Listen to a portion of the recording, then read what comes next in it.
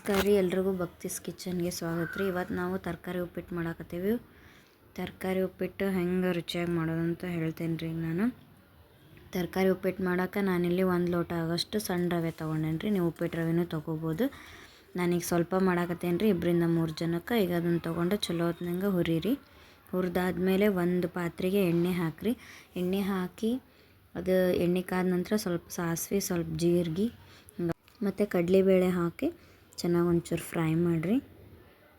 ಅದು ಫ್ರೈ ಆದ ತಕ್ಷಣ ಮತ್ತು ಸ್ವಲ್ಪ 1-2 ಸ್ಪೂನಷ್ಟು ಶೇಂಗಾ ಬೀಜ ಹಾಕಿರಿ. ಶೇಂಗಾ ಬೀಜ ಆದಮೇಲೆ ಸ್ವಲ್ಪ ಕರಿಬೇವು ಹಾಕಿರಿ. ಕರಿಬೇವೆಲ್ಲ ಸ್ವಲ್ಪ ಚಟಪಟ ಅಂತ ಸಿಡಿಬೇಕು ರೀ.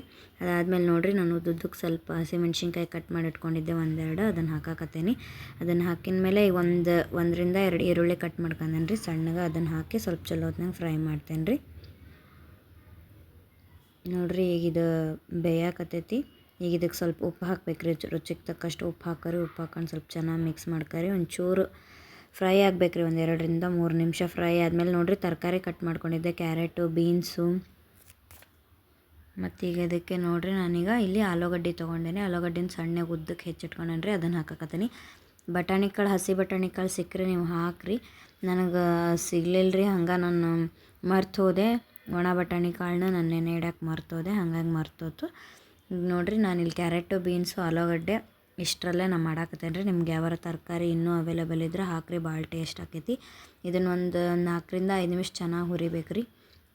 ಹುರಿದಾದ್ಮೇಲೆ ಇಲ್ಲಿ ಟೊಮೆಟೊ ಹಣ್ಣು ಕಟ್ ಮಾಡ್ಕೊಂಡು ಹಾಕೊಂಡೇನಿ ರೀ ನಾನು. ನೀವು ಟೊಮೆಟೊ ಹಣ್ಣು ಹಾಕಲಿಲ್ಲ ಅಂದರೆ ಸ್ಕಿಪ್ ಮಾಡ್ಕೋಬೇಡ್ರಿ. ಈಗ ನೋಡಿರಿ, ಸ್ವಲ್ಪ ಶುಂಠಿನ ಜಜ್ಜಿ ಹಾಕಾಕತ್ತೇನೆ ರೀ. ಒಂದು 1/4 ಇಂಚಷ್ಟು ಶುಂಠಿ ಜಜ್ಜಿ ಹಾಕಾಕತ್ತೇನೆ ರೀ. ಶುಂಠಿ ಹಾಕೋದ್ರಿಂದ ಭಾಳ ಟೇಸ್ಟ್ ಬರ್ತೈತೆ ರೀ. ನೋಡಿರಿ, ಈಗ ನಾನು 1 ಕಪ್ಪಷ್ಟು ರವೆ ತೊಗೊಂಡ್ರಿ. ಅದಕ್ಕೆ 2 ಕಪ್ಪಷ್ಟು ನೀರು ಹಾಕಾಕತ್ತೇನೆ ರೀ. ಇಲ್ಲಿ 2 ಕಪ್ ನೀರು ಹಾಕಿ ಇದು ಚೆನ್ನಾಗಿ ಕುದಿಬೇಕು ರೀ. ಹಂಗೆ ಮುಚ್ಚಳ ಮುಚ್ಚಿ ಚೆನ್ನಾಗಿ ಕುದಿಸ್ರಿ.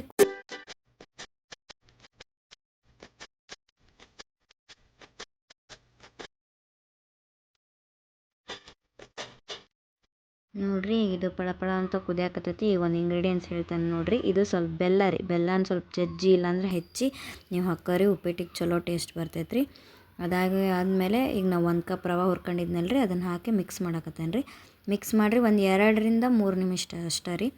ಮಸ್ತಾಗಿ ಉಪ್ಪಿಟ್ಟು ರೆಡಿ ಆಕೈತಿ. ಚೆನ್ನಾಗಿ ಗಂಟಿಲ್ದಂಗೆ ನೀವು ಕಲಸಿ ಒಂದು 2-3 ನಿಮಿಷ ಬೇಯಿಸಿದ್ರೆ ಸಾಕ್ರಿ, ಉಪ್ಪಿಟ್ಟು ರೆಡಿ ಆಕೈತಿ ರೀ. ನೋಡಿರಿ, ಉಪ್ಪಿಟ್ಟು ರೆಡಿ ಆಗೈತಿ. ಇದು ಬಿಸಿ ಬಿಸಿ ತಿನ್ನೋಕೆ ಭಾಳ ಚಲೋ ಆಕೈತ್ರಿ. ಒಂದು ವೇಳೆ ನೀವು ಟೊಮೊಟೊ ಹಾಕಲಿಲ್ಲ ಅಂತಂದರೆ ಲಾಸ್ಟಿಗೆ ನಿಂಬೆ ಹಣ್ಣಿನ ರಸ ಹಾಕಿದರೆ ಇನ್ನೂ ಟೇಸ್ಟ್ ಬರ್ತೈತೆ ರೀ ಟೊಮೆಟೊ ಹಣ್ಣಿಕಿನ. ನೀವು ಮನ್ಯಾಗ ಟ್ರೈ ಮಾಡಿರಿ, ಶೇರ್ ಮಾಡಿರಿ, ಕಮೆಂಟ್ ಮಾಡಿರಿ, ಹಂಗೆ ಸಬ್ಸ್ಕ್ರೈಬ್ ಮಾಡಿರಿ, ಮರಿದ ಬೆಲ್ ಐಕಾನ್ ಟಚ್ ಮಾಡಿರಿ. ಧನ್ಯವಾದಗಳು.